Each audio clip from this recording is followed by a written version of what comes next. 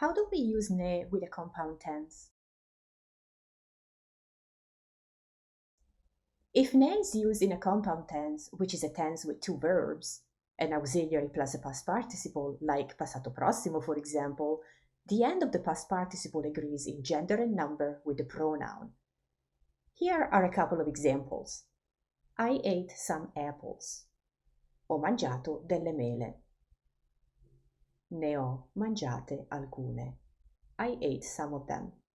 The ending of the past participle changes to e because mele is feminine plural. Let's look at another example. We saw many girls and boys. Noi abbiamo visto molti ragazzi e ragazze. Noi ne abbiamo visti molti. We saw many of them. The past participle visti ends in masculine plural because it refers to girls and boys. In addition, molti agrees with boys and girls as well. Ne and modal verbs with compound tenses. When we work with an infinitive in the past, in combination with verbs like want, can, or must, we have two options about where to place ne in the sentence. For example, you guys had to prepare 50 invitations.